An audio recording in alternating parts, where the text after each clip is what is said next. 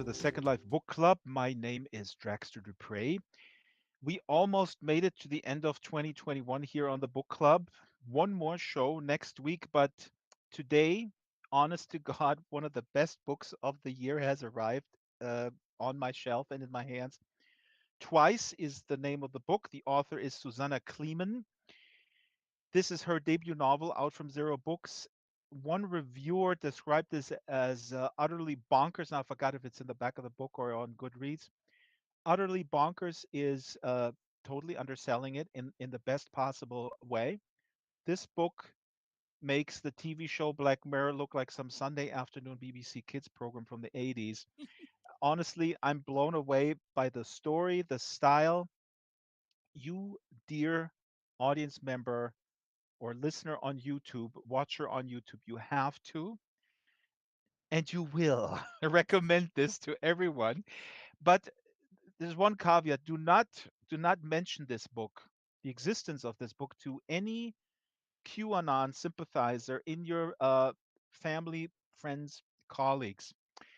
I would like to welcome Susanna Kleeman here to the Second Life Book Club. Susanna, how are you?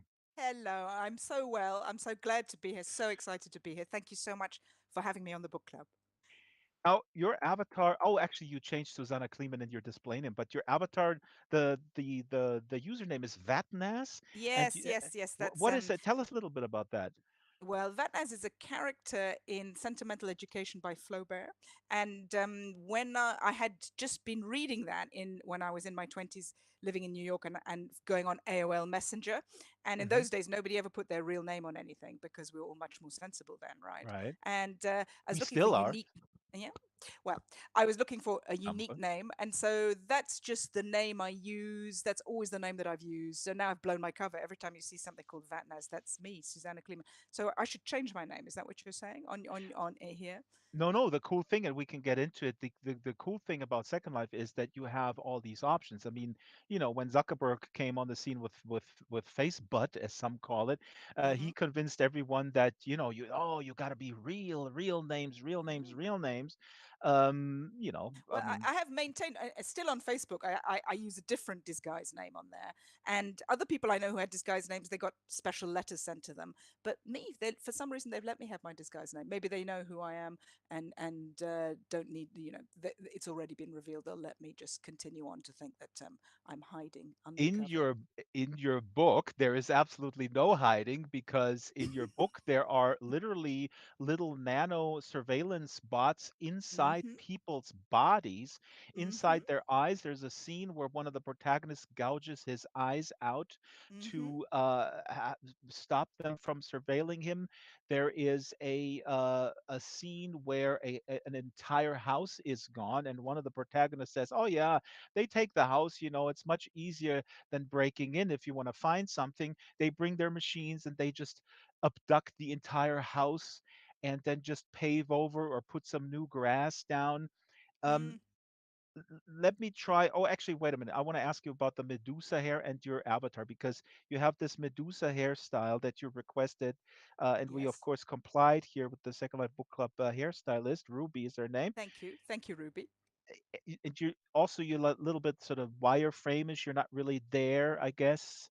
Um, what made you choose this digital embodiment in this world? Well, I've got very curly hair and it looks like snakes. That seemed a natural thing. It's also true that my book is about very modern things, but it's also about very ancient things. Hmm. And when you were saying to me, what should my avatar be? It just came to me that Medusa, ancient Greece, that's old, and then a wireframe to express the reality, unreality of the second life of the digital world that we're in. And I just thought, yeah, the two together make sense to me because old and new. So there you go. And I'm loving this outfit. Wish I could wear it in real life. That's really a great answer. This is really what the book is about. And I have, and we in the meeting we talked about, like, Britain plays a big role as sort of the center, and there's maybe a subtext of, like, Britain not feeling at the center of the world anymore, former sort of declining empire, and the Hmm. bad guys in your book, um they maybe want that time back. But okay, so let me just set up real quick the beginning, because the from the very beginning, the beginning of the book, it starts with kind of a violent abduction. So there's this woman Nim, and she's the narrator.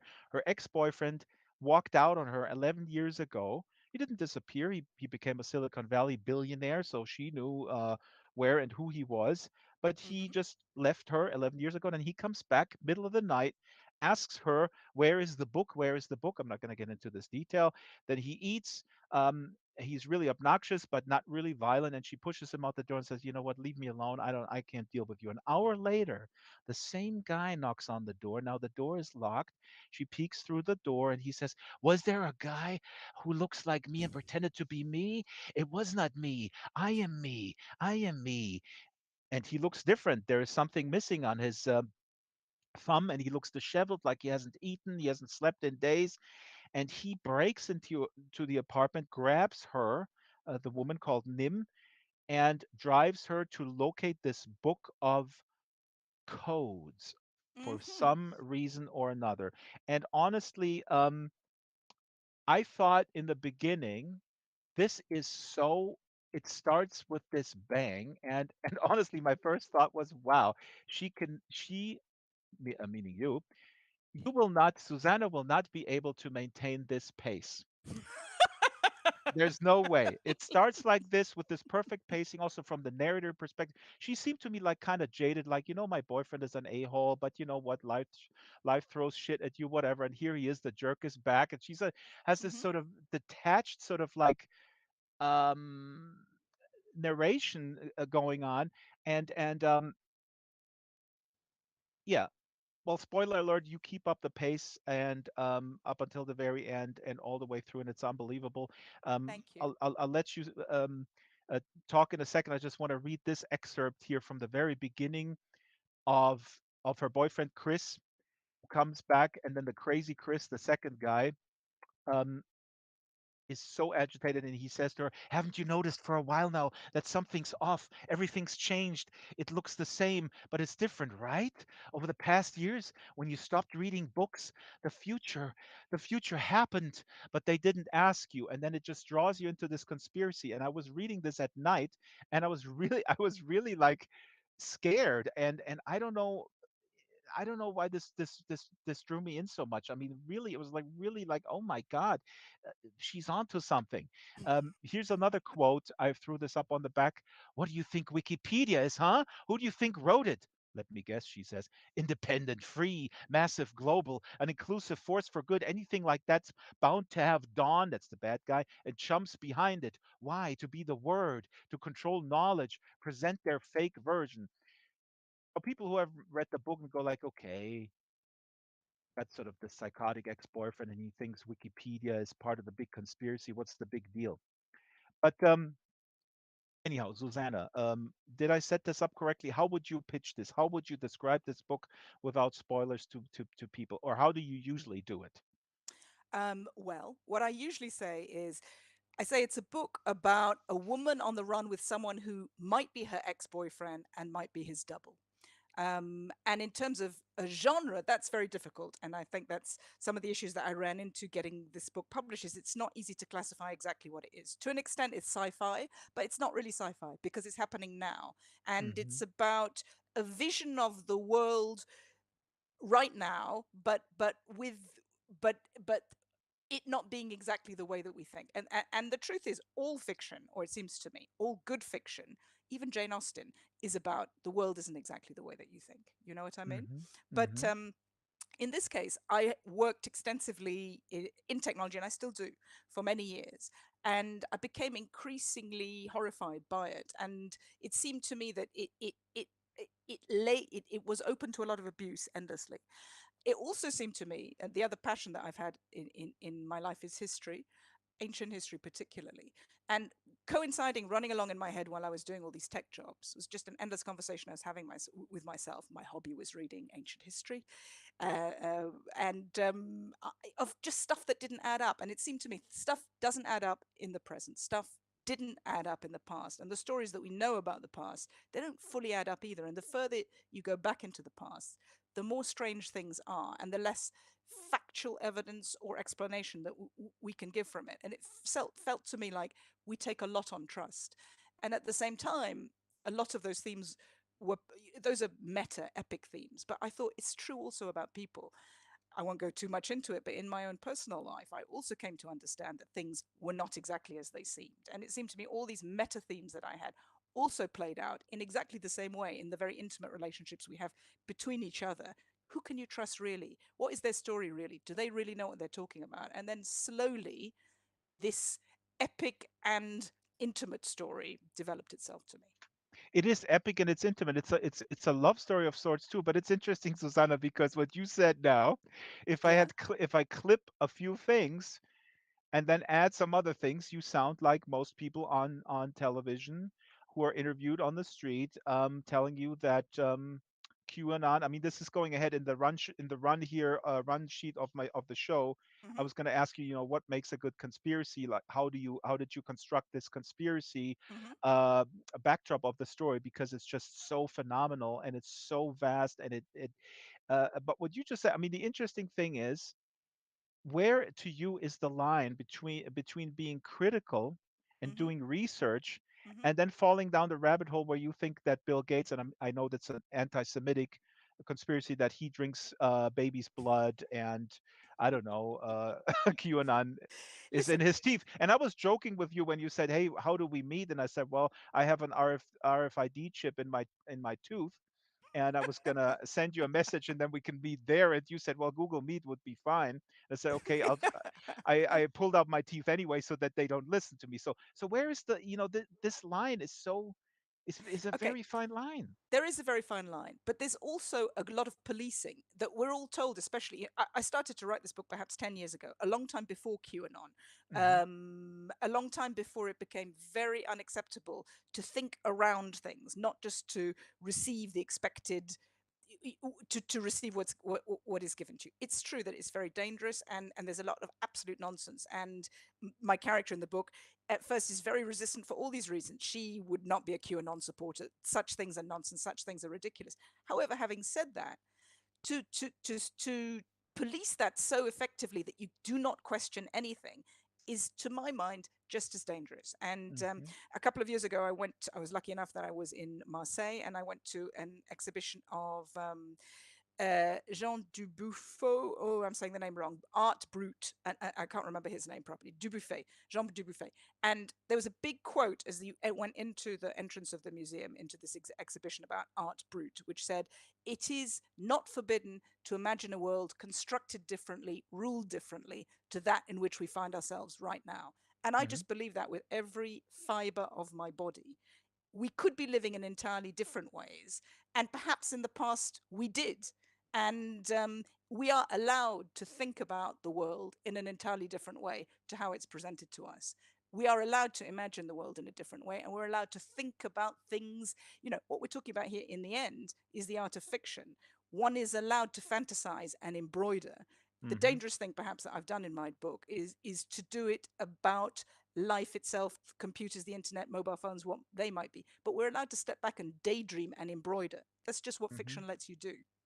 Absolutely. And in the subtext, and this came to me just this morning, there is also a very sort of real tie-in with Britain, and we'll get to that, the role of of of your home country, Mm-hmm. um, how that ties in. As a matter of fact, before we do a little reading, let's have the camera zoom around a little bit.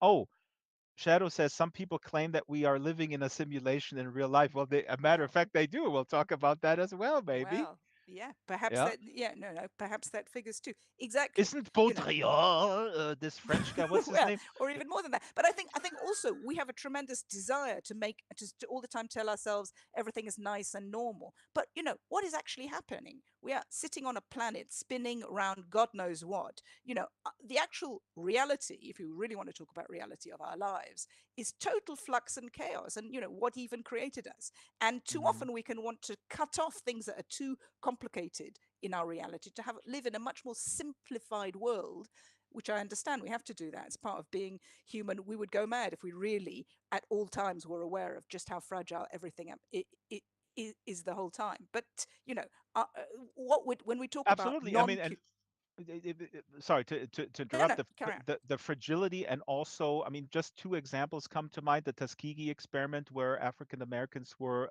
given syphilis basically to as human Wow. experiments. That study happened between the 1932 and 1972.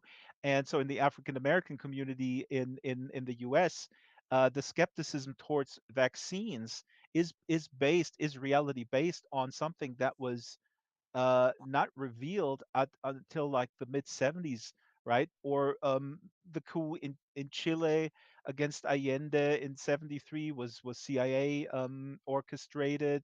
Hmm. There's people to this day who go like, well, we rose up against communism. Not really.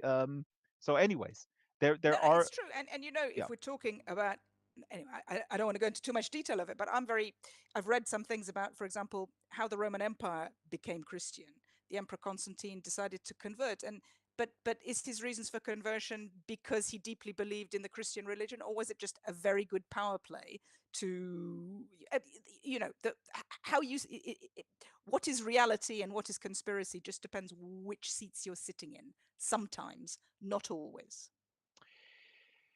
I think a lot of the people, this is my last word on this particular thing, a lot of people who are out there with QAnon and adjacent and anti-vax and so on and so forth, they sometimes they get very close to realizing that capitalism is destructive and really doesn't care about anybody Mm, other than profits. But mm. they, I think there's a cognitive dissonance between people having to admit that this wonderful capitalist thing that they've been told is so awesome is maybe at the root of the problem here of many problems or almost all of them.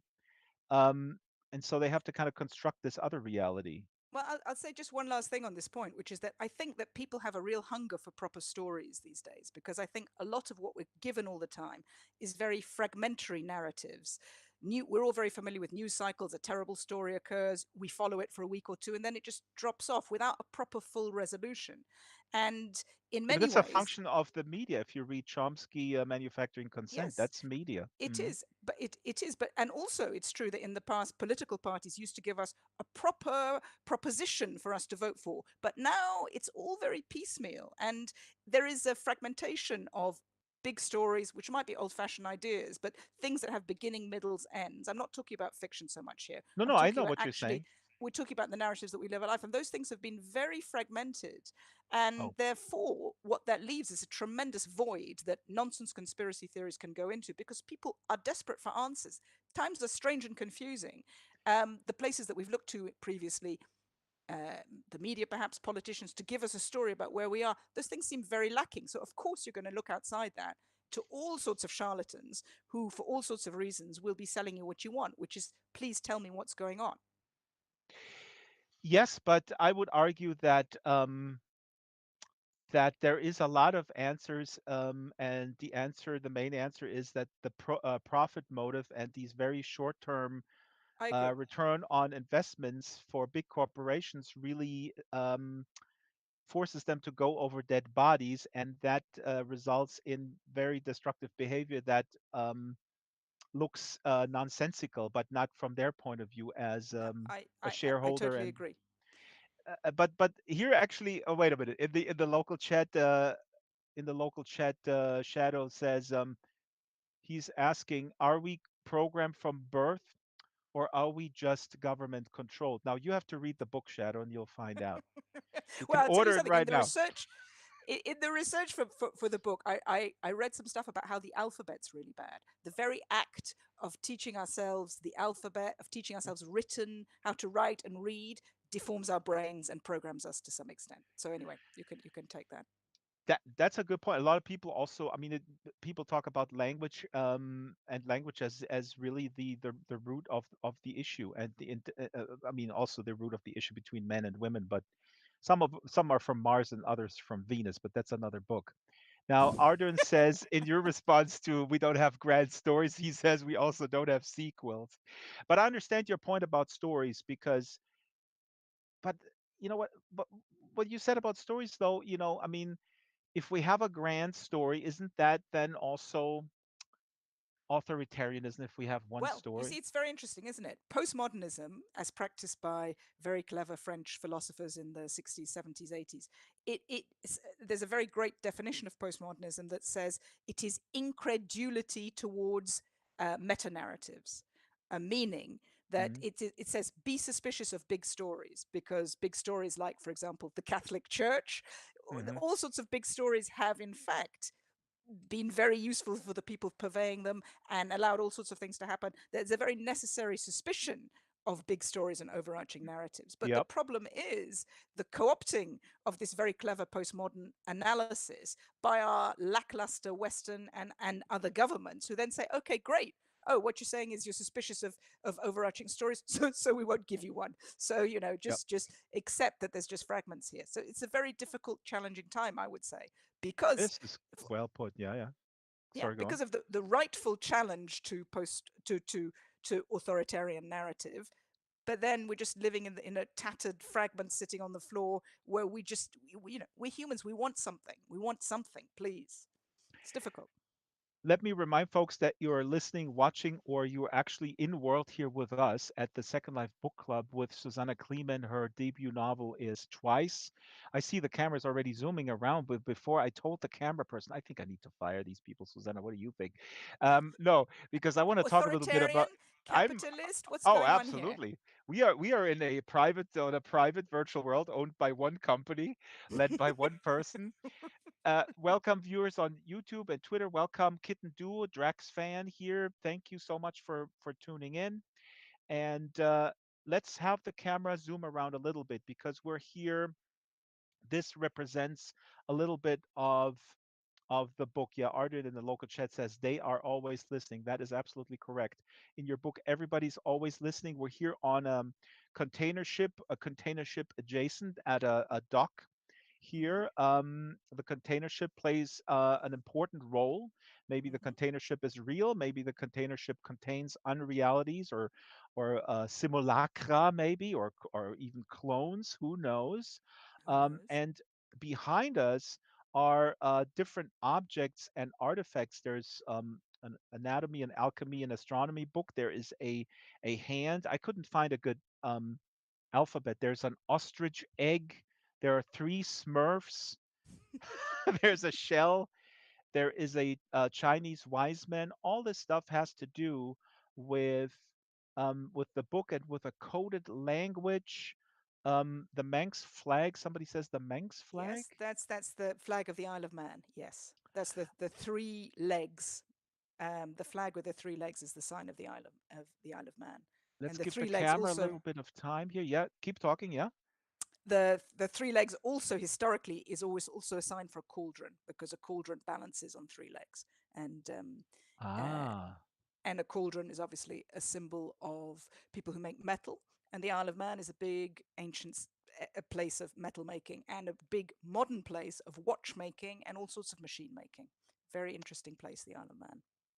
this is really incredible because the Isle of Man, and again, I mean, this is when you read it, this is why this really works, as Susanna. And again, I mean, I'm just in awe. The other book that works like your book, which you have to read, is the Illuminatus trilogy I by know I have Robert to read Shear and that. Robert I know I Stevens. have to read that. I'm really looking forward to it.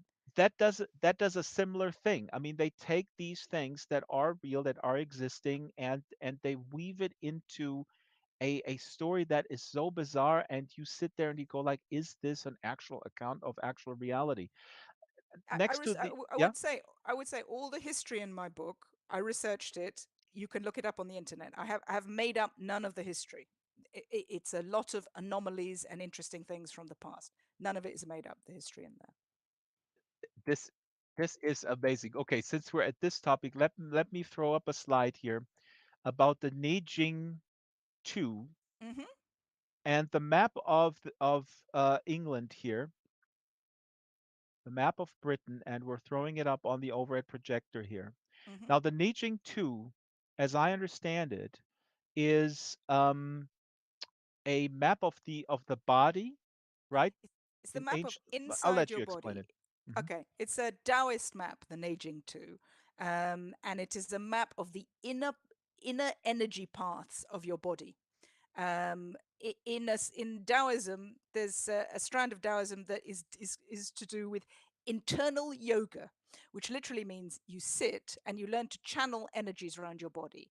And if you can do this well enough, you learn to really be able to control on a very micro level where those energy channels are going. And you can literally mine for metal within your own body and put things together. It's a way to cure illness, to attain enlightenment, and also immortality. But in order to get immortality, sometimes you have to do something like sit for 40 years in a darkened cave in the Himalayas, receiving food through small holes, practicing putting the energies around your body. Most So people don't have the time, so it's better to mine for those metals in your own body yeah, rather than well, meditating. there you go. Anyway, I have read an amazing book, and in fact, anyway, on my website, there's a lot of the books that I read to do this. If you go and look at my twicenovel.com website, you can see the reading list there. But when I was looking at this map of the Neijing too, I just thought it looks just like Britain, and it This is what weirdly, was getting it because this the slide that we have up right now, it's next to Britain here, yeah, and not the United Kingdom, Britain. But so this is my question. So you, when you looked at this, you realized this, right? So to that's your right, knowledge, and has it's somebody right. realized this before? No, I looked Oh to my read God. if people had done, and they hadn't.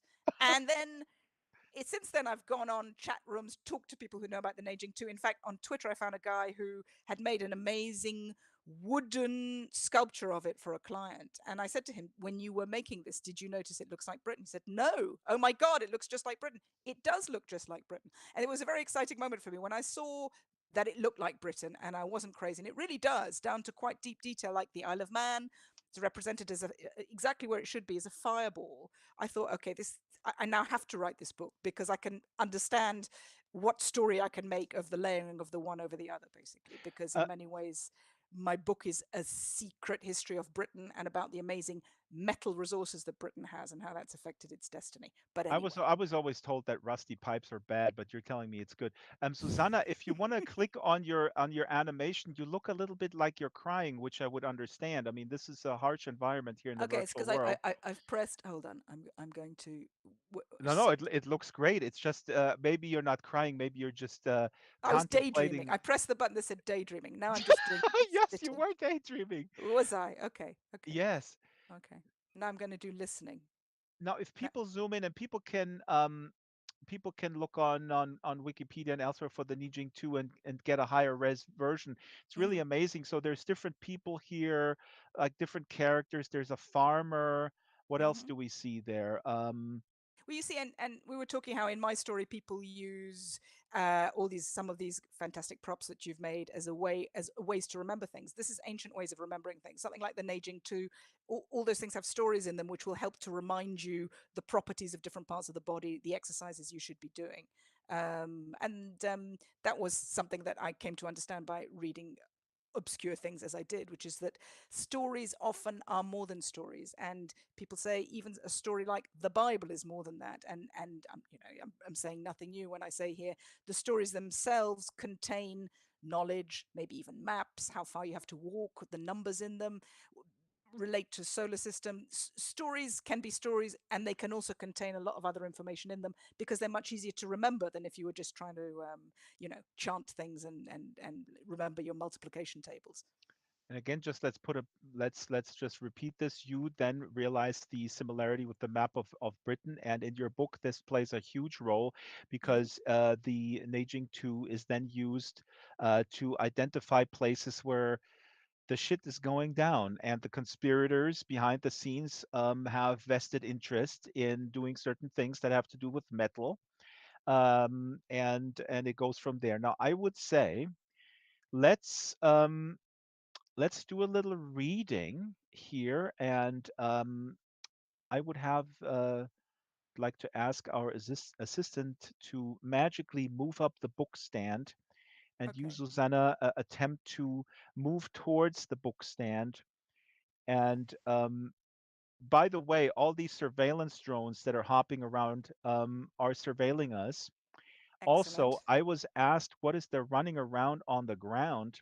Now, those are ants, but the ants also may be nanobots that are also, um, surveilling us, finding information, storing information, and then passing that information on. Mm, Um, which is all happening in your book. And Ardern says, certainly "Oops, is. I just stepped on one." Ardern, they're already in your body, my friend. They're Yeah, it's already in your already entered body. your body. Exactly. It's in your bloodstream. It's reporting on what you had for supper. Definitely.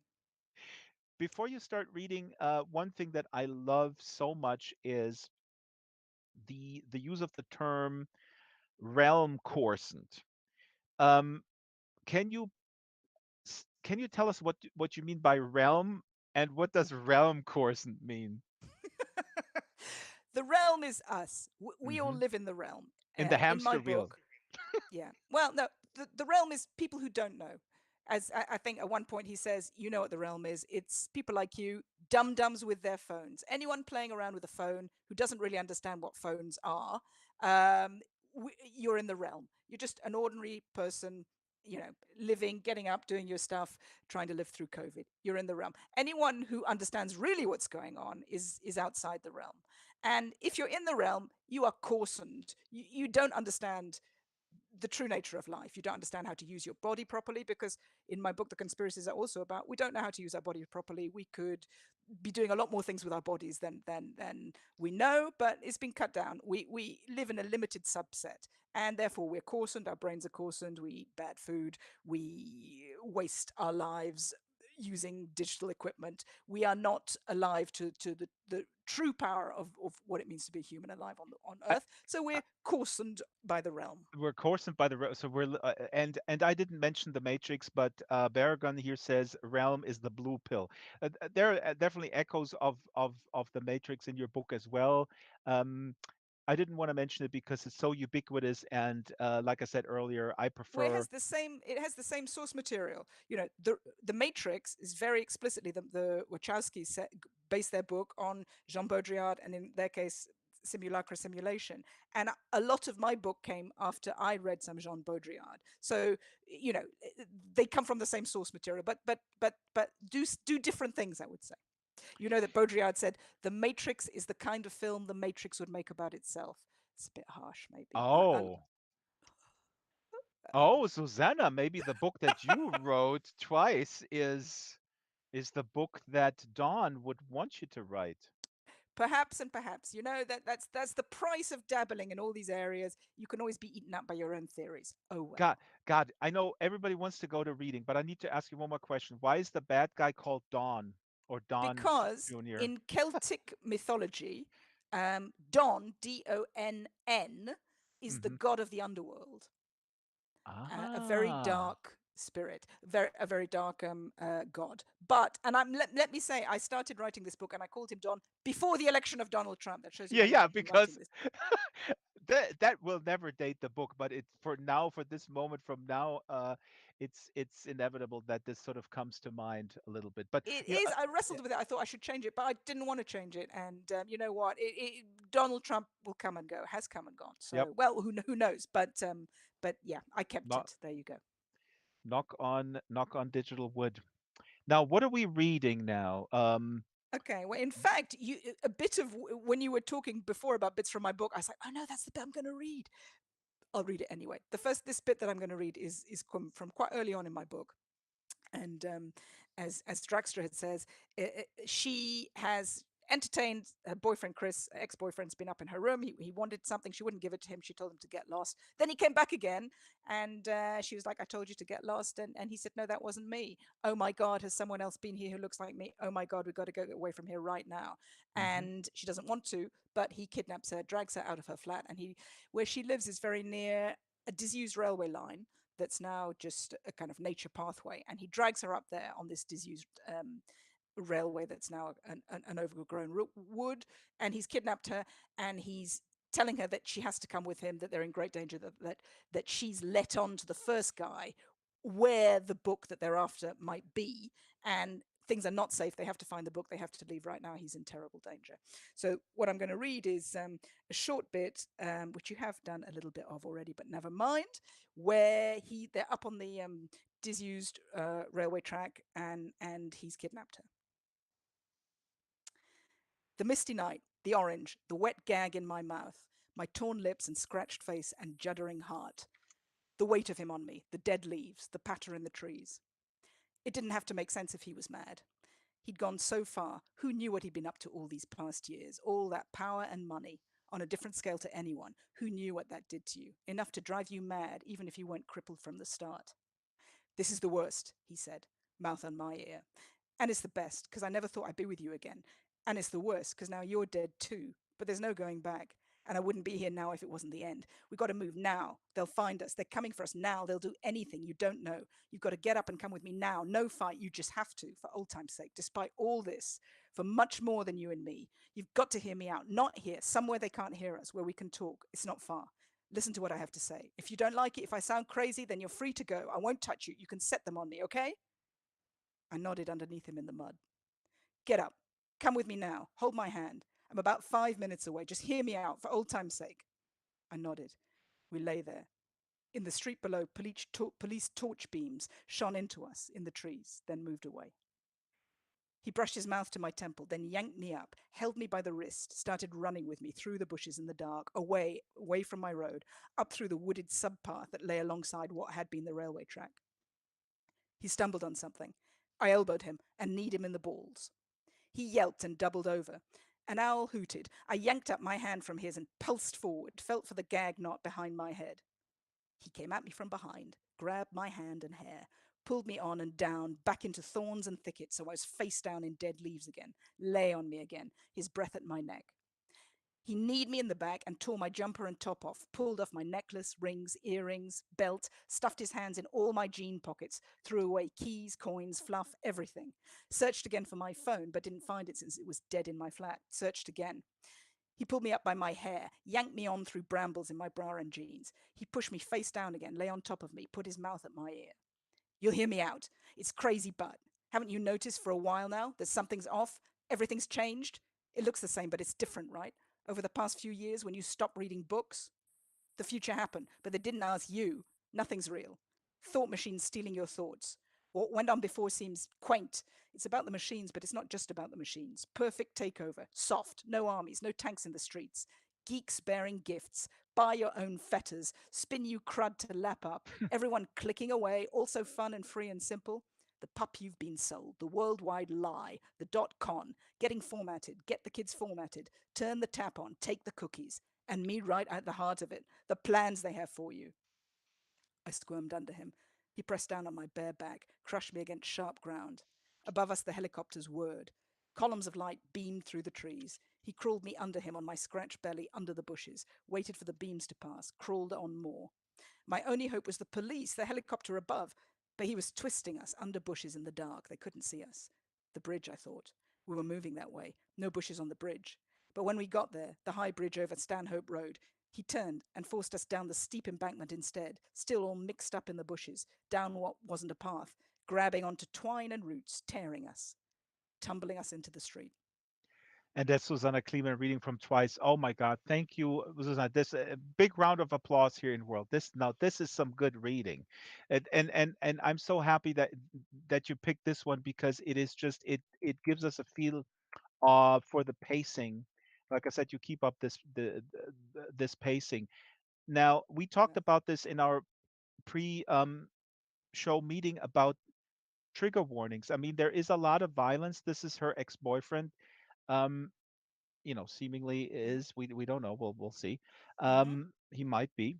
He might not. It's 50-50. But he's very violent, and it it um it could be if somebody has experienced this type of violence, domestic violence, sexual abuse, sexual assault, might be triggering. So, what's your take on a trigger warning? And please share with us this anecdote that you shared with me when you sent this out, an Mm-hmm. excerpt, and what kind of response you got.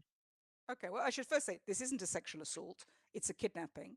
Hmm. Um, I should say, of course, you know, I do not want to harm anybody. It is true that my book is, I hope, visceral. And it was important to me because there was so much that could be unreal in my book, that the way I wrote it made it very real, and the way I wrote it made you feel like it was happening to you deep inside your heart right then.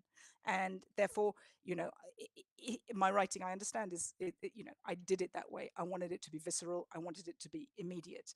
But I was unprepared for the response I got, particularly to that passage that I've read to you, which is part of a chapter that talks about when he kidnaps her. And the anecdote I shared with you is that I sent my book to lots of literary agents, and they all rejected it. And one literary agent, a woman, an older woman, wrote back to me quite angry and said that yeah, that it was violent in a way that she didn't like, and she said she was not a fan of churning female degradation. That was her phrase. And that was quite that took me aback, because I thought, oh my god, what have I written? I was thinking that already, but I hadn't thought about it in terms of it being churning female degradation, and that I was getting off, or the, on violence, what she was suggesting, sexual Not at violence. all. Yeah. um and I I really had didn't to get think that about it. And sense either, especially in the context of the narrator and how the narrator, I mean, is, this, she is from her point of view. This is first person narration. She experiences these things. And yeah, she, like I said earlier, I feel like she has sort of a detached, sort of little jaded maybe about life and stuff, which is very good for the story, the kind of tone. But she experiences these things, i- and they make sense in the context. I mean, this is a that's psychopath for, if you look at it, that she is, she's been kidnapped by a psychopath. yeah. I hope it makes sense in the context. Like I've said, fair enough. My book has got, and that's not the only one. Things happen to this woman. Extreme things happen to this woman. She is tough, but extreme things Yep. happen to her, and I've written it to give an immediate sense of what that's like.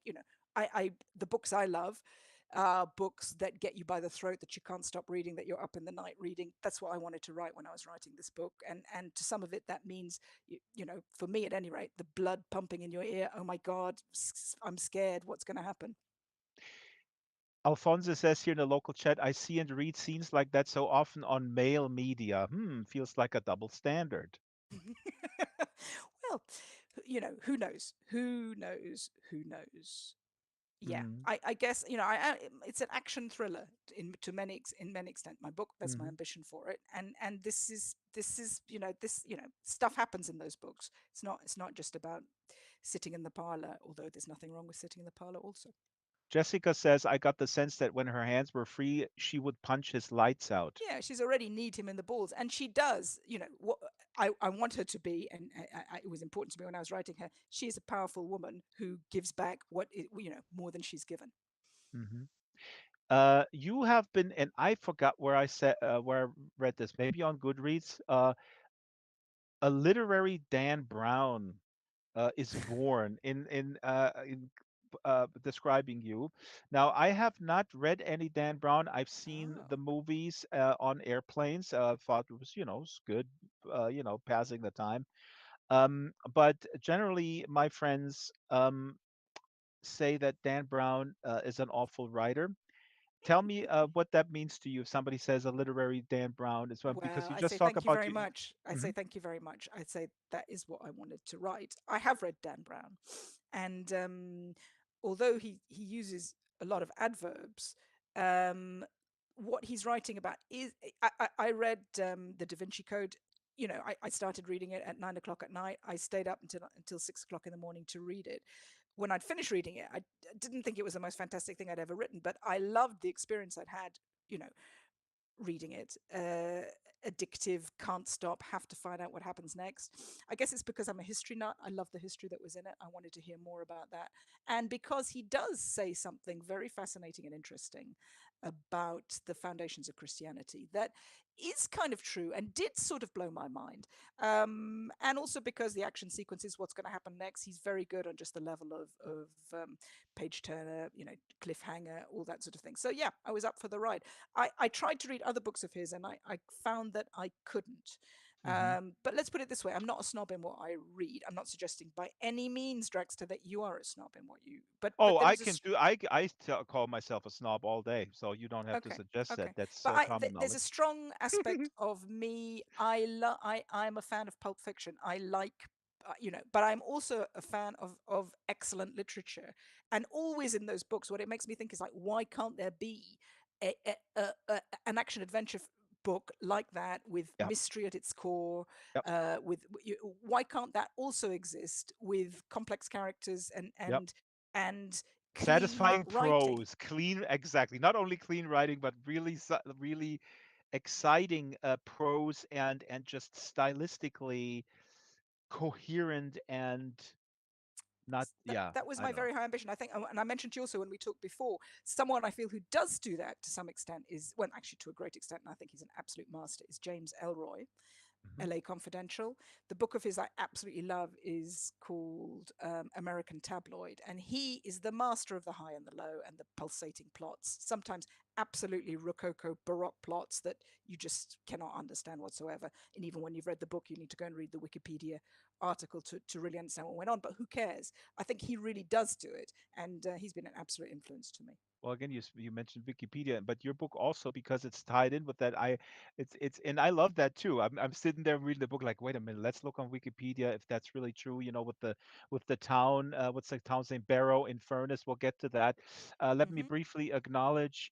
Um, Kitten Duo on YouTube says, Susanna Kleeman, you are very interesting, and you have an awesome avatar. Well, Thank you so much. Thank I you so agree, much. Well, agree on both crowds. that Yeah. is my avatar has got nothing to do with me. I certainly didn't build it. That's the Amazing Second Life team who are Yeah. responsible for that avatar. So thank you to them. The Shadow here in the local chat says, would you prefer to have the book made as a film adaptation one day? I mean, the book really plays. You have it in your head. It's. I think this would be a dream for any director, frankly. I mean, I don't watch a lot of movies. I'm completely out of the loop. But how do you feel about that in general, real quick? Like movie adaptations, I does that think I've got matter? a very visual imagination, and I think again to talk, I was really aware all the time in writing this book that it could be construed as a lot of made up nonsense of the highest order, and therefore it was absolutely important for me to make it real, and to make it real means to make it emotionally true, to make it sensorially true, and also to make it visually true. And it was vital to me that I visualized in great detail every single thing that I was writing about. That is the only way that I could write it. And so, of course, that's left me with a lot of film stages in my head where the events of my book play out. And obviously, I'd love to see a proper a proper visual artist interpret and see what that is. So yeah, bring it on. Why not? Yes, thank you. I have the feeling sometimes people write so that they, I mean, in the back of their mind that an adaptation to make it into a screenplay is easier as a reader. Sometimes I come across a book where I go like, you know what, this is really maybe this is badly written. Maybe the guy can't write, or the guy is wants a screenwriter to have an easier job when they adapt it or something. I mean, I'm talking to sort of to the airport type books. I mean, I don't read them frankly, but sometimes I come across something or something is sent to me. I don't want to name any names, but recently something was sent to me and I gave it to my neighbor, and my neighbor says, "Wow, I can't read this stuff. It sounds like an instructional manual, like." Mm, And I said, "Yeah, like a screenplay, basically. Okay, here is this thing. This thing stands mm. over here. This person says that." I don't Well, know. no, and I also think I also think politically, I think screenplays and blockbuster films, the whole universe of Marvel, they all come from a certain, you know, they come from a certain place. And it Yeah. seems to me, why is it that alternate? This was another really important thought and driver I had in this project was why is it that alternative culture often has to be quiet character studies, doesn't is not often on an epic scale. Why is it that the most flash visual effects, the really vivid, driven, over the top stories, why do they always have to come from a certain perspective? in the case of movies, I guess that's because they're very expensive and you want them to play out to mass audiences. And if you're, if we're That's going to the go, main reason. I mean, the main well, reason why movies kind of suck is the risk-averse nature of people who finance them, and they've gotten so out of hand in hmm terms of expenses that all the cooks at the table. I mean, I'm convinced about that. They're just but but it's I'm so similar with excited. music too. Yeah, But I'm so excited to have entered Second Life because of this, to have come to know about Second Life. And we've talked about it. I suddenly see, whoa, I can make my movie. I have to skill up quite a lot in Second Life. But oh my God, that makes what would be an absolutely. impossible dream Yep. tangible to me. It's possible. I could make my movie in this world. I could make the movie of my book here. It's possible to do that. It's very exciting. There's a guy, Huckleberry Hacks, who is also a writer, and he made actually a feature-length film in Second Life, which I thought was not possible. I'm very critical. I mean, I make shorter things and documentaries, and I thought like this is not possible. But he did a really really good job. I'll send it to you later. Maybe somebody in the audience has the link. Okay. Alfonso says Thank you. also. Haruki Murakami comes to mind at that kind of writing. Also, if people in the audience know David Mitchell, I think Susanna is definitely in that league. But Yeah. anyway, Thank you. enough gushing. I wanted to bring the attention briefly to two audience members here. Watched Realm copy number one. I'll give the camera a little time to zoom into them. Now, botched Realm copy number one. Thankfully, he has shorts on. He was naked earlier. I told him no way. Uh, say family programming. Botched Realm copy number one, and then back there next to Poliana is Botched Realm copy number two. Um, I don't want to spoil anything, but cloning is a part of the story. hmm Um, was that a central part in the beginning? Cloning, I would imagine, because actually, I don't know. It Is was that part of the initial spark, or was did that come later, where you're like, wait a minute, I need to kind of put cloning in there and then No, you see, it's build all it it's around it. so hard to trace where things come from. But to actually, having said that, I can, not to sound too pretentious, but I was enjoying reading my Jean Baudrillard. That's the kind of fermenting stew of this book comes from me reading Jean Baudrillard on the one hand, and also some very ancient myths and history on the other hand. And in Baudrillard, there's an amazing bit. I'm talking here about his book, The Perfect Crime. May I Hmm. recommend it highly to every single person in the audience? It will reveal your life to you. Anyway, he talks about how we are not men, women, we're not different anymore. We're all the same. He says we're all clones staring at each other out of our clone eyes, or something like that. And let me tell you, Jean Baudrillard is the highest science fiction in many ways that you will ever read. It's truly amazing, especially his book, The Perfect Crime. And when I read that, it jolted something in me because it's a very dramatic possibility. If we're all clones looking at each other suspiciously, he says, out of our clone eyes, where we're not, what he's saying in that is we don't love each other or have attraction anymore. What we have is rival competitive jealousy because we're all the same. And I thought, wow, what would it be like to be a clone? It would be more extreme than sibling rivalry. You Hmm. really would be like, that person's been dealt the same hand as I have. How well are they playing it? And it seemed an inherently fascinating and dramatic situation to me. And in the Wow. mishmash of how I developed the story of my plot, that was a very central component to it. You Wow. know, Jean Baudrillard is a French sociologist. He philosopher, passed yeah, away. Philosopher, sociologist, cultural theorist. I'm reading straight yes, off of Wikipedia, which of course is controlled by people. And yeah. one of the works that people are interested in the virtual world, in the virtual realm, that I heard referenced, and I have it and I haven't read it, but I heard it referenced many times in the tech world where I lived, tech adjacent in Silicon Valley. Simulacra and Mm-hmm. Simulation Mm-hmm. is Mm-hmm. a 1981 philosophical treatise by the sociologist Jean Baudrillard, in which the author seeks to examine the relationship between reality symbols and society, and Mm-hmm. so on. And I What I would put, say is, yeah, I'd say that is a good. very difficult book to read. And the one that I mentioned, The Perfect Crime, which came out I think in 94 or 96, is kind of his greatest hits. And it's a Hmm. much easier entrance into reading all of his books. But it is Simulacra and Simulacrum the Wachowskis based the Matrix on. And in the Matrix, Neo, do you remember he has a copy? He has a, I don't know, you don't watch films, but I'm sure you've seen the Matrix. He has a hollowed I've out seen it. copy Yeah, of a book that he yeah. keeps his illegal software in. And that book in the movie is Simulacra and Simulation by Jean Baudrillard. And it's probably because of the Matrix that all the tech bros sometimes mention it. They probably haven't read it. I put it in here from Verso Books. The Perfect Crime is actually on Verso Books. We have a quote from the research. Shaila, our director of research here at the Second Life Book Club, saw uh, videos. You have a few videos out. One with the former editor at Zero Books, your publisher, Doug Mm-hmm. Lane, wonderful person.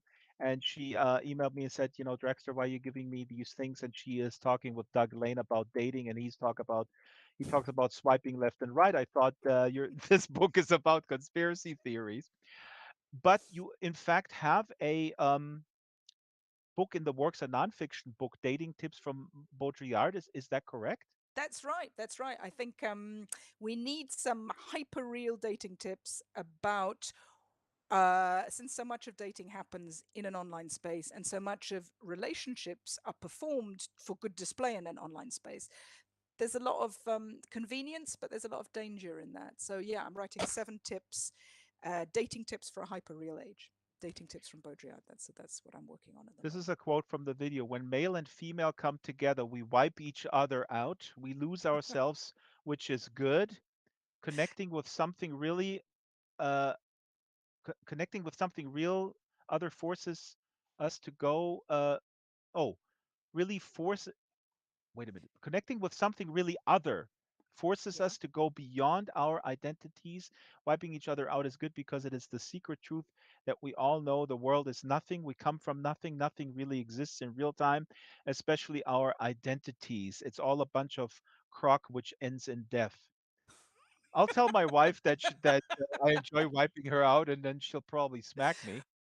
Well, that's me interpreting Baudrillard. I'm sure Yeah, yeah. that some people would quibble on that, but what he says is the world we live in, and it's his term, the matrix. What he says is the matrix is the crosshatch that we're all put into, which is kind of like we're all like in an ice box or an ice tray. We're all similarly shaped things in this ice tray, and but yet who makes the ice tray? The ice tray is the matrix, and everything is, we're all told to celebrate our differences, but we all have to be the same shape while we're celebrating our differences so that we can fit into this matrix.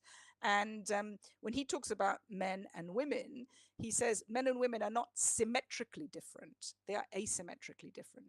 Men and women are very, very different to each other. They are other to each other. They're not the same shape, different to each other.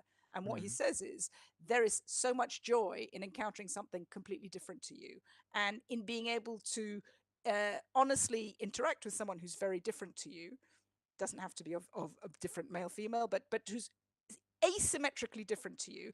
It forces you outside, beyond yourself, beyond your identity, and it makes you see, oh yeah, we're all just, nothing's in a void. How wonderful. Let's help each other get through this, incredible cosmic situation that we're in, instead of clinging on too much to our identities. It's a Yeah, long all this topic. hippie stuff. Now I understand why you're with Zero Books, those progressive lefties who I all don't just think want they to get call along. themselves hippies, but yes, there you go. I could go on for a long time, but They're it's all a the separate same, topic. Susanna. Hippies are progressives, lefties, all the same. There's no nuance. They're all What the about you? same. You seem a little bit hippyish to me. Am I wrong on that front? Wow, you're judging me because I'm a white guy with dreadlocks? Now that's one step too far. Now, Very protective of your identity. Okay. of my digital embodiment. Thank you. It's Mm-hmm. also trademarked Mm-hmm. in the Mm-hmm. US at least. Now, I want to talk about, and we're going over time. Usually, we now wrap this up and go to the post game, but in the last few months, we had such a good time that we wrap the exclusive post stream into the actual main stream. So we'll keep streaming for the full time. Mm-hmm.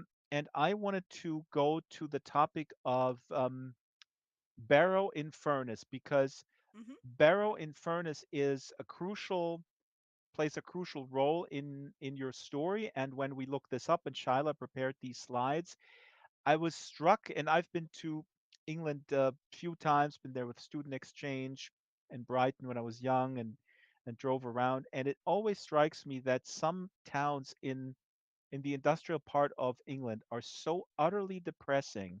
Hmm. And I mean, every country has places that are bleak. When I moved to LA, I was stunned how awesome it looks because the sun, and once it starts raining, you realize, oh my God, this is incredibly depressing.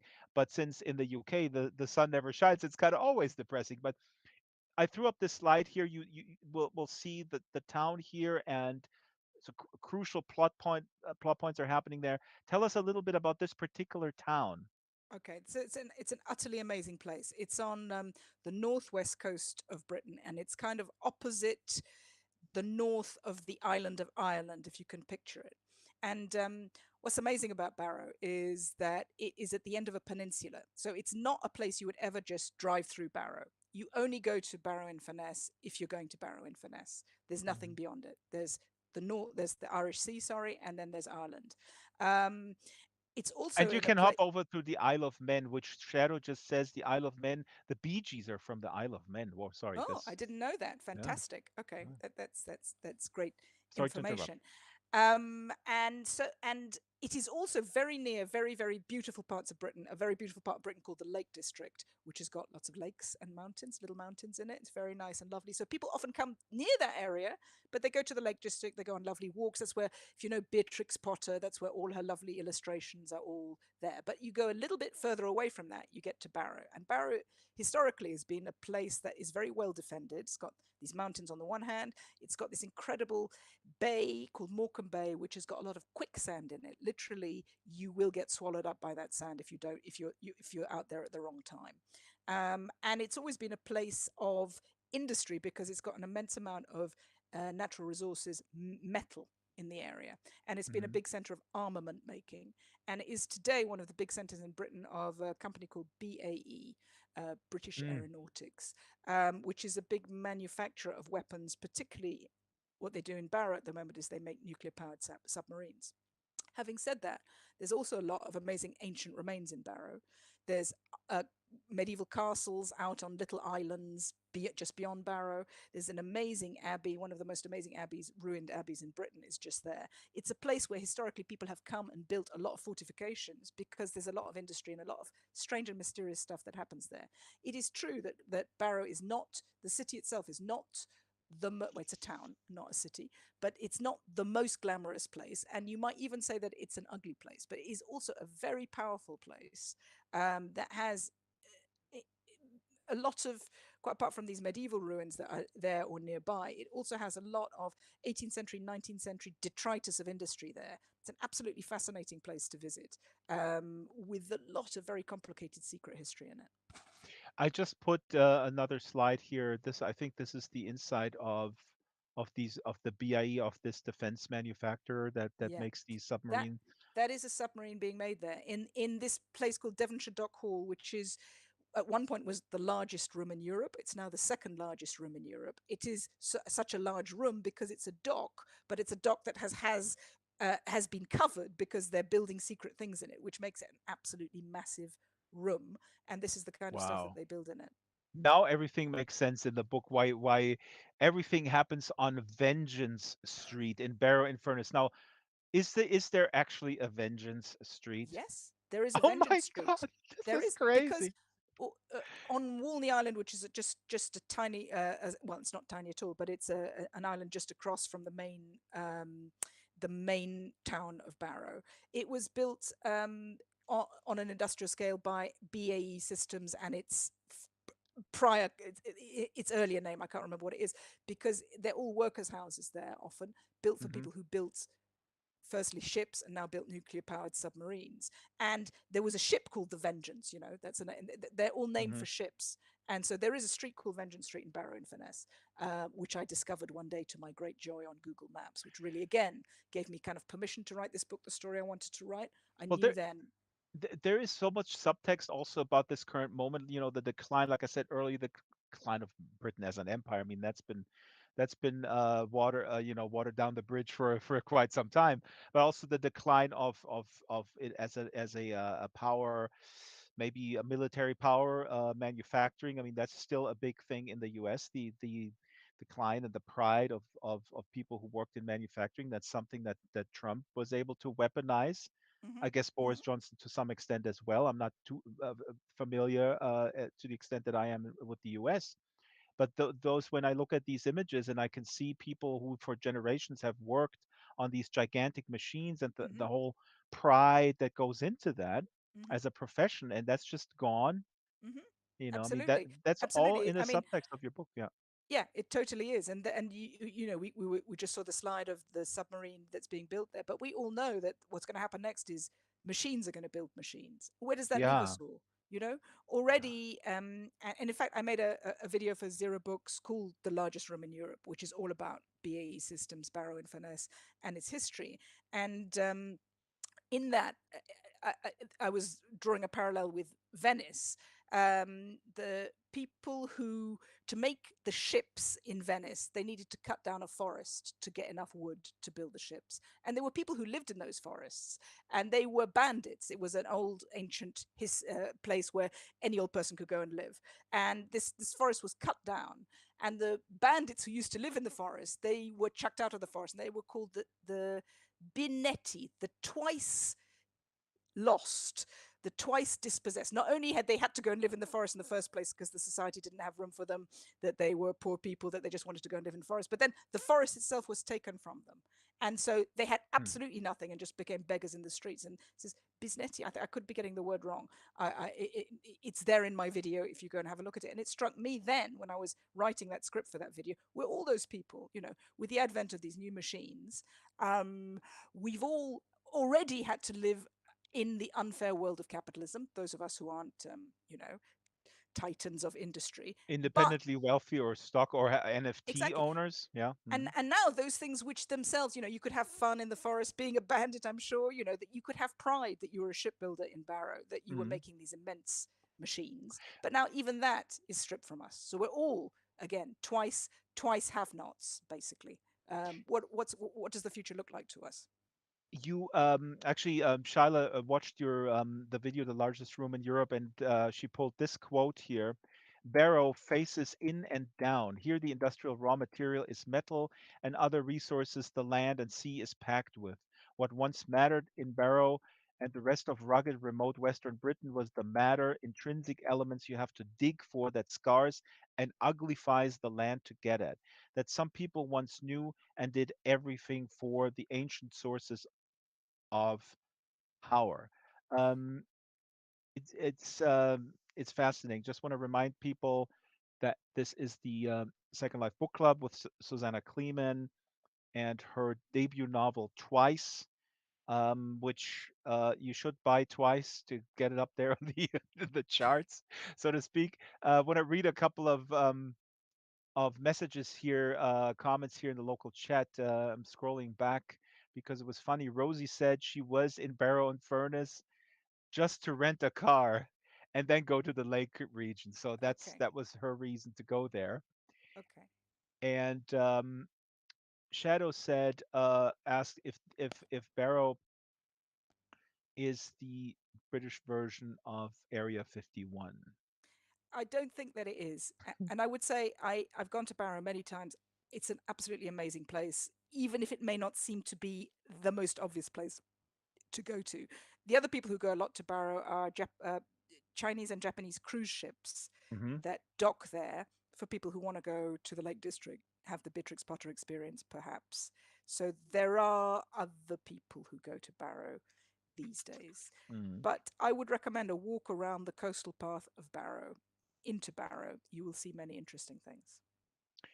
Now let's do another reading here. And as you get up, I want to read an excerpt as you get up and the magical book display appears. Okay. One excerpt that I pulled here, this sentence is just awesome because they're talking about getting older. And I think this is Don, the main bad guy. He says, "Nature's trap. Wisdom only comes with age when it's useless. No way to act on what it takes a lifetime to understand.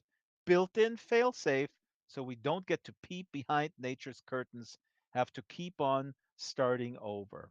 This is just Mm-hmm. again really good writing of something that is very, you know, a thought that has been expressed, a predicament of the human condition that has been expressed many, many times.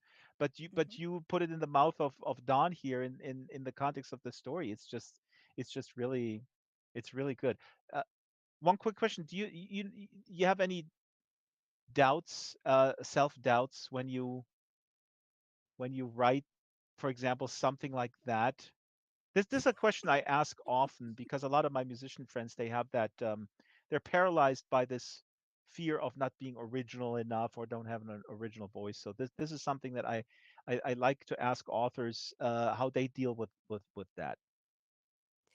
Um, I mean, no, some I mean, people are obviously, born. I mean, obviously, Susanna, you're born with a self confidence that is so all encompassing. You probably don't even think about this. I don't know that that's entirely true, that I'm born with such self confidence. But I tell you, I got really into writing my book and I found a lot of space and freedom in it. And also, when I was writing that kind of thing, I was, it's genuinely from the character. And it's not me just ventriloquizing, it's that character is saying that. And I'm there first and foremost with the character who is saying that because of whatever they want to say. And it's not that I want to be giving profound thoughts for the ages, you know what I mean?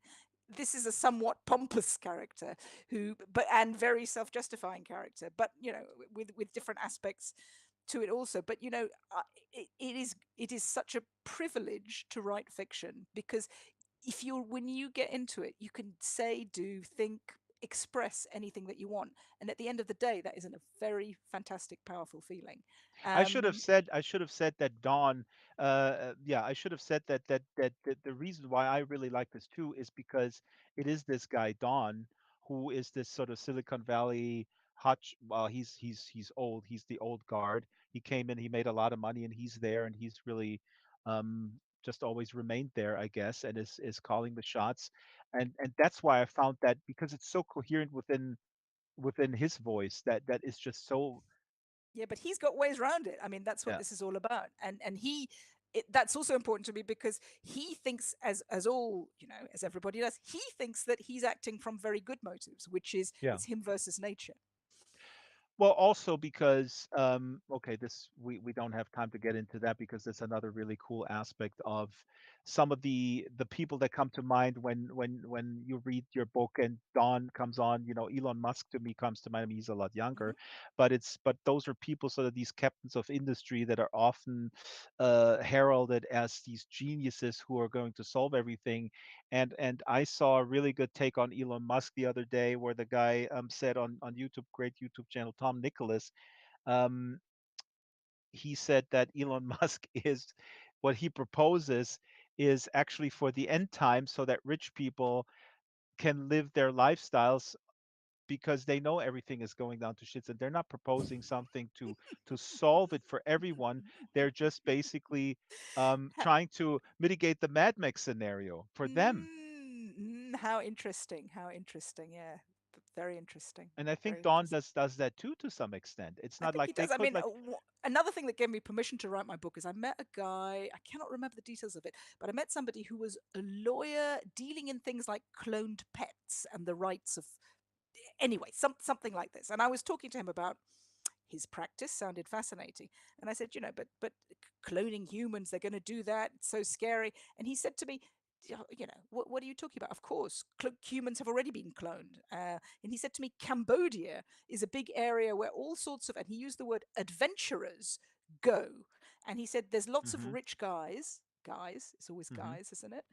I dare say that's sexist of me, and there may be some women too, but he said there's a lot of adventurers. There's a lot of people playing with their DNA and using the word adventurers in it. I was just fascinated. I was like, okay, I can write anything I want. I tell you something, I really do think whatever I wrote, the real world is stranger than that.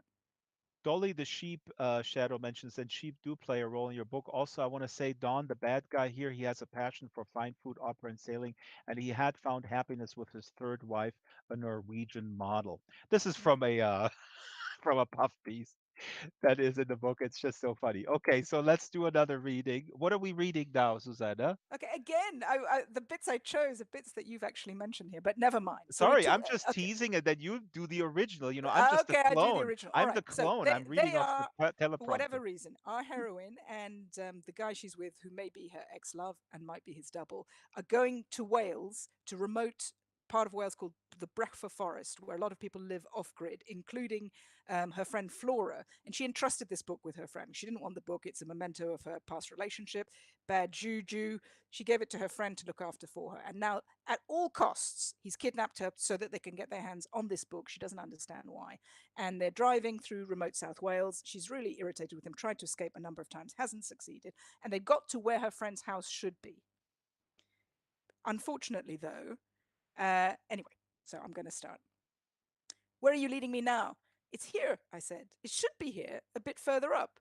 But by now we were beginning to head down the hill, and Flora lived just before the crest. And in fact, now that I look back, I could see in the field behind us the fence and the trees and the swing and slide and some of Rodri's caravans old Rexy bought and did up for fun, and Poppy's red bike on its side and the shed.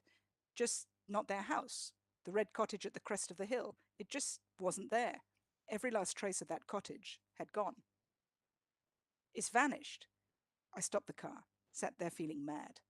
Everything else was the same, but it was like the house had been cut from the scene, and now only these new views of the hills rising behind the caravans at the back, and where the house should have been, just grass, fresh green grass, not even debris, like nothing had ever been there, and the only habitation ever in that plot, the breeze block shed and those big dead caravans. Fucking hell, Chris. Everything perfect, smooth, normal, except for the gone house, their bikes and washing line. I sat there gobswanged, wondering if I was on drugs. He tugged his hoodie down low and tugged mine down low and sank low and craned round at where Flora's house should have been.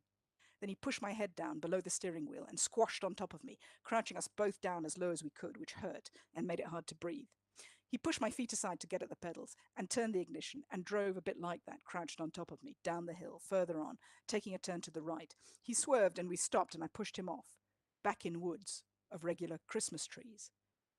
I remember the shed from your photos, he said, and the swings. I'm sorry, they do things like that. Yank up buildings, foundations, and all, crane them away.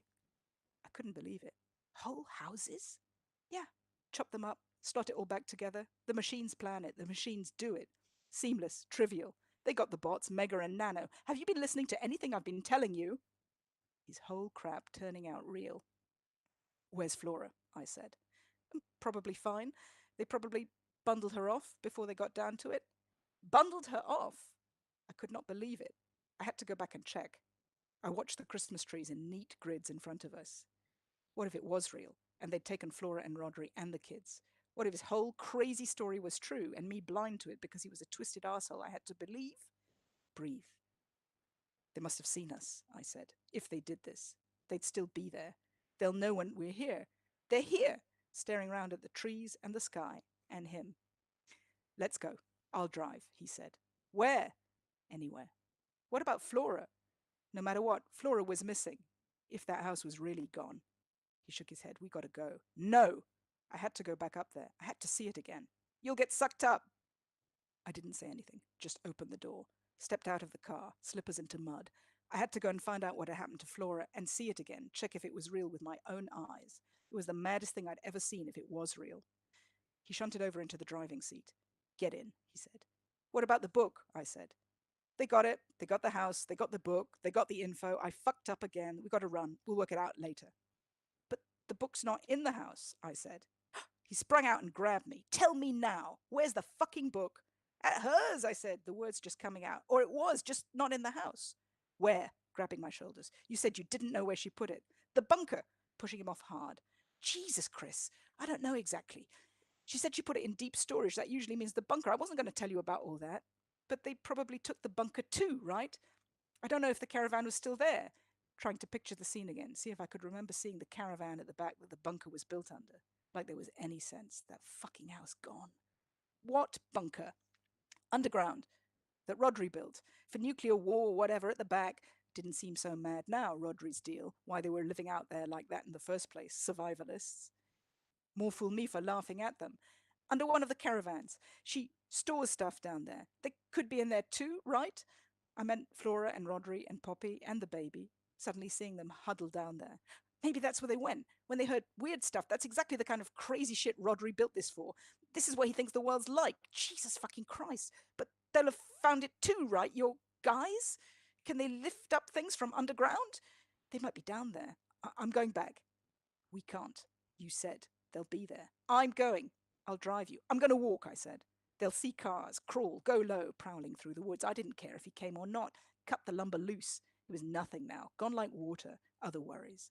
I turned my back on him and set off, walking fast, alert, trying to stay low, keep to trees, stay practical up the hill on my pilgrimage through the gridded forest till I got to hers, where hers should be.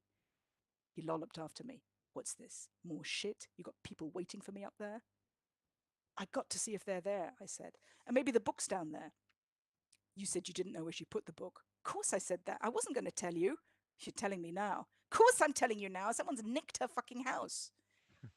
Took maybe 10 minutes through the neat forest. Who could tell? Ragged breath, blurred green and mud, the pump of my blood. At the end was a wooden fence broken in places and a field beyond, their hedge ahead, impossible to see yet if there was a house. We crawled into the field, edging round to the back of their land, away from the road, where the caravan should be, keeping down, slithering on our bellies on wet red earth, through cropped, chopped stalks, getting covered in mud, scattering jackdaws. We stopped at the hedge and pushed our faces through. Green grass, no red cottage, no trace. Where it should have been, lush, regular, lovely grass, too lush. The wonder. Thick turf carpet, he whispered next to me, laid over mess. You could lift it up if you went close. I was almost glad to see it again, that it was real. Get a fucking grip. But no matter what, this wasn't how the world worked, how I thought it worked. Disappearing homes like magic, his mad chat spooling out true in front of me. I'm sorry, Chris, I said, my side vision going black, my stomach cramping. There, I'm going to leave it there. Susanna, this is absolutely astonishing. This is Susanna Kleeman reading from Twice. Um, yeah, what can I say? Other than we're running out of running out of time. We gotta wrap it at the bottom of the hour. We can go maybe over a few minutes, but um, I was gonna ask, and this plays into this a question that I had actually written down earlier. Is life just live action role playing? Because this is we haven't mentioned that the premise also of the book is that as kids, the protagonists grow up with a guy called Alan, ostensibly their father, or at least sort of the guy who brought them up. And he's kind of crazy. He's kind of also techie, but also a little bit off the grid, but also some marginalized, I guess, living in a trailer park.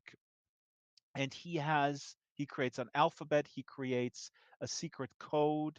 He he he sounds like the coolest dad that engages the kids where everything has meaning and you grow up, and that's the kind of dad that I wanted to be, and hopefully my son in a couple of years tells me, yes, dad, you were like that.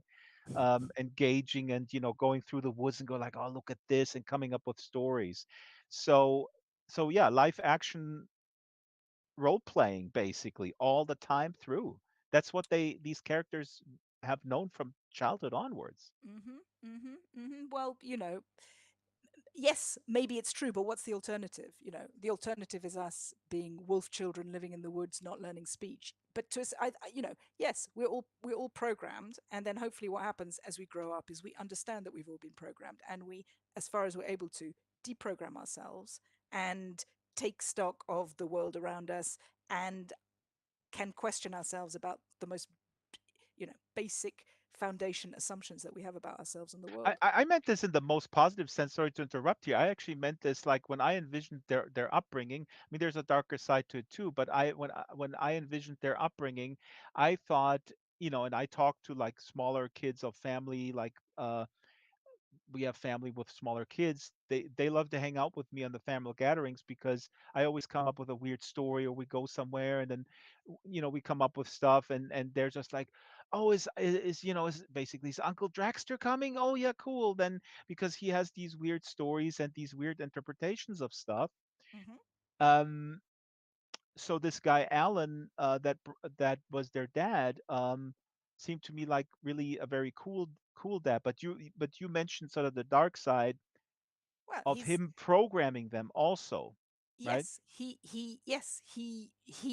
is giving them information that in the course of the book she will have to rely on to Hmm. save her life, to save a lot of other people's lives. Um, He's and it putting the weight of the world on her shoulders. Yeah, he's putting the weight of the world on her shoulders. Yeah. Hmm. Yes, yes, he is. There is a dark side to it, and I hope I don't want to talk about the end of the book, but I hope that by the end she is free of everything, including him, and it's the joy of being. Well, anyway, let me not talk about the end of No, the but book. that's the big, I mean, honestly, like you could analyze this. Every parent is doing that in a way. I Yeah. mean, we put people in the world, little people, and then we kind of raise them. And then we say, okay, go out and do that. I gave you some tools, and now the weight of the world is on your shoulders. And then what you said, I mean, the end of the book, okay, they free themselves of us. I Yes, mean, but it's true. It's true on mhm. the intimate level of parents and children. It's also true on the cultural level. Society also rears us, tells us certain things. And to go back to what we started talking about at the very beginning of it, I do think, yes, there's a lot of danger in conspiracy theories, but there's also a lot of danger in never questioning what is presented to you. And I think it's essential. I think you have to question absolutely everything. Quick question here. Build up versus payoff. Like I said numerous times already in this broadcast, I'm very impressed with your ability to kind of keep the pace going and then adding stuff on top of it. And I told you in the pre show meeting that I would have loved this book even if it would have let me down plot wise, which it didn't, because I love language and I love pacing and I look at these sort of craft elements. We know we live in a world where I don't want to call them like young boy nerds that live too much online or sending IMs to the people who make the last Star Wars movie and complaining about certain plot aspects. um I'm at an age where I like the journey. I Hmm. prefer the journey versus the arriving at the destination oftentimes. But for you, was that how do you feel about that? I mean, did you kind of also little sweat and have sleepless nights over like how am I going to end this thing? Oh my goodness, did I? Did I? Oh my goodness. I read a lot to write this book. I read a lot of history and other stuff. But what really took a long time was the plot. I Mhm. love plot. I love character studies, but I love plot. I love plot perhaps above all. The stories that formed me often are Sherlock Holmes, or I love a mystery. Agatha Christie, I love that stuff. The Mhm. the payoff is I read it because I have to know who done it, and I want it to make wonderful sense. And to me, that's what books are. It's obviously a very narrow definition of books, but that is the childhood dream of books that I still carry with me, and that's the immense task that I set myself. And something, I would get really stuck with the plot, and I would think there is a perfect answer to this. And I would also think if I was sitting in Hollywood, if I was sitting in the room where the writers of Breaking Bad, for example, are Mhm. constructing the next death-defying, amazing episode of that show. If I was in the writers' room, we'd be chucking out this bad idea that isn't working, and we'd be talking around other things. So I constructed for myself a virtual writers' room in my head, located Mm. in Hollywood, where we were chatting all these things, sorting them out, and something. In Oh the my God, end, sorry to jump into Susanna. Now in Second Life, you know what you can do? We'll talk about it after show tomorrow.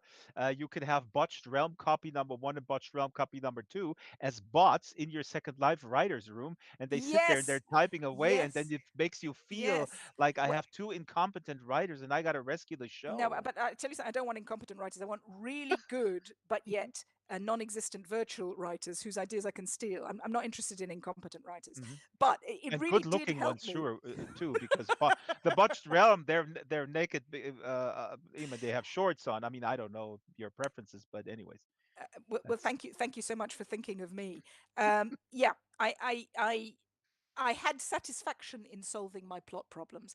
I will not say that my novel does not have small elements that could be improved in terms of the plot, but overall, I achieved more than it seemed capable of me to, if to just to blow my own trumpet here. There were points where I thought you are never going to be able to resolve this plot, and I surprised myself over many thousands of years it took me to write this that I in the end did at some cost. Mm.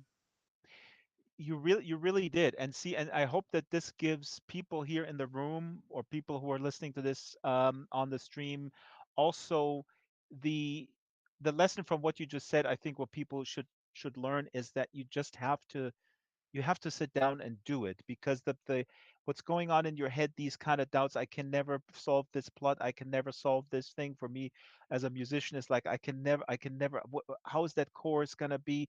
I have to sit down and do it, and then it will solve itself. You just got to chip away at the thing. You There do. is no You got to there's no shortcut. There There really is no isn't. shortcut. You just have to do it, and you have to throw away the bad stuff and do it again and do it again and do it again. That's what I had to do. Arden Schwartzman, who is an incredible creator here in Second Life, says, I have a room with a million monkeys on typewriters. Maybe you can rent it out. Okay, we got to wrap it up. My last question, what about baby? Why are women baby furnaces, Susanna? Is this a feminist novel, yes or no? This is a humanist novel. Hmm. As I was saying, maybe even just before the show started, there's a lot of talk about capitalism. My publisher is the very fantastic Zero Books, very Marxist leaning. And in receiving the political education that I have subsequent to them becoming my publisher by reading their books, going on their YouTube channel, it has nevertheless just underlined the feeling I had when I was writing this book, which is that so much of the problems of our society are based on a sex crime at the heart of it, which is male vulnerability to women, male fear of women, the male Hmm. construction of things, money, capitalist society as a defense against the power of women, as a way to control women. And that I feel that if we want to solve the problems of inequality and injustice in our world, we have to look very deeply at why men are so scared of women, and men and women come to understand that, heal each other through it. Mm. That's my very idealistic feeling. You're a mother. Do you have boys or girls? I've got a son and a daughter. Ah, oh boy. Well, I have a boy, but we'll You talk have about this off the air. okay, okay. No, it's scary. Being a parent is scary. It's incredibly rewarding. It's the most important thing you can ever do in your life. I mean, if you Hmm. are a parent, I'm not saying that you have to be one. Please, if that It is those a societal great pressures. educator and leveler. It absolutely is.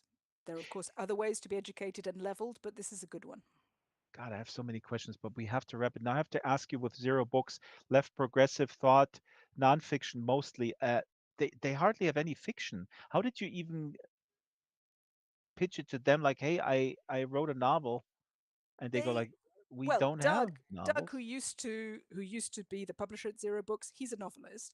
I looked for just a very brief history of this. Is I wrote this book and I sent it to a lot of conventional literary agents, and they all turned it down. Sometimes very nicely, and sometimes very brusquely, and sometimes just not replying to me at all.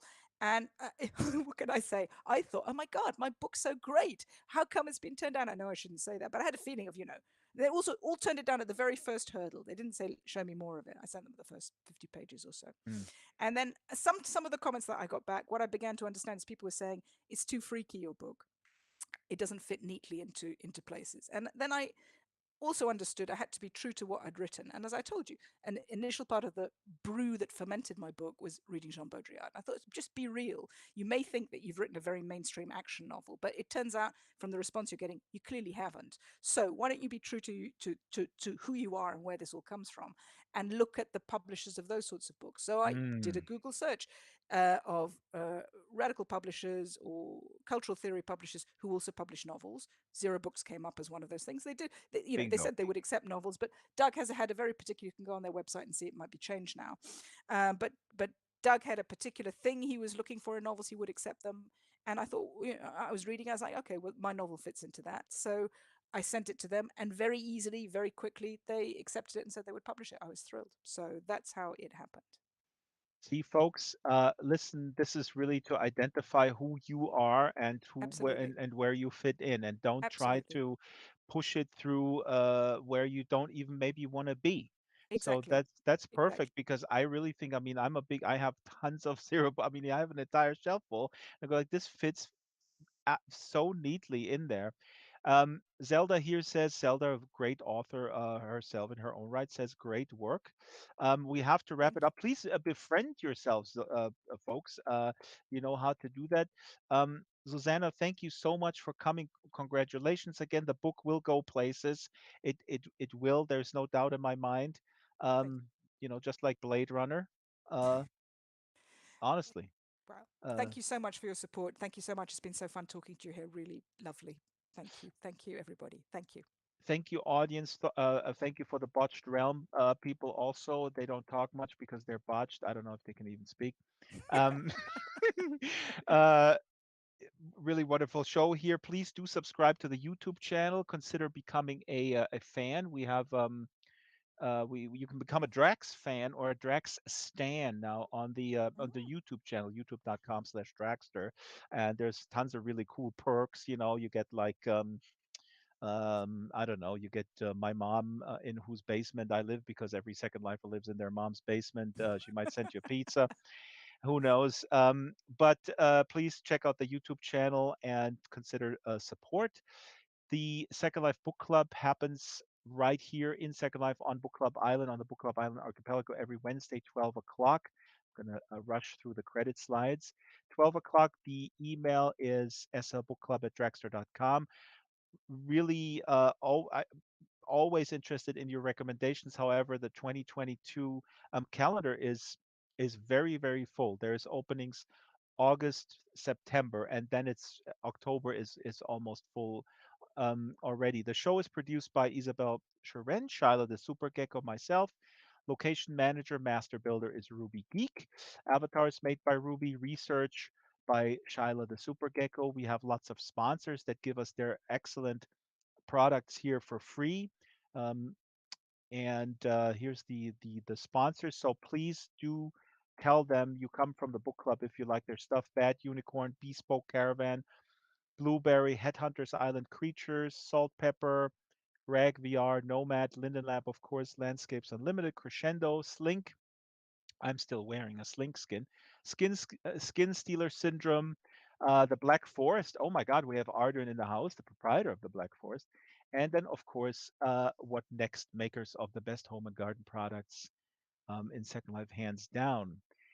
Please do throw your loose linden shekels into the tip jar. The tip jar is the Dragon Dragster here on the container behind me because we appreciate it. Not me. This goes to the volunteer staff, to our incredibly hardworking staff, especially Ruby put an extra shift in there because I said this author is just amazing, and we need to work a little harder, not slack off this week. Um, Jared the bot will get your messages if you want to send Jared a message with recommendations or whatever or critique. Please do so. Check out the Flickr. Post your pictures. Next week is the last show of the year with Kate Hartfield is the guest. Kate Hartfield is a Canadian sci-fi writer, also game designer. She works on games. Now, Second Life is not a game, but we'll ask her about game design. Her Alice Payne books deal with pandemics and time travel, so you can go back in time and kick Boris Johnson and Donald Trump in the balls, right, Susanna? I mean, Don, mm-hmm. the real Don. Okay. Um, Great. we'll get an exclusive reading from Kate's brand new novel, The Embroidered Book, and we will see you then next week, right here in the Second Life Book Club. Thank you and Thank you so goodbye. much. Thank you.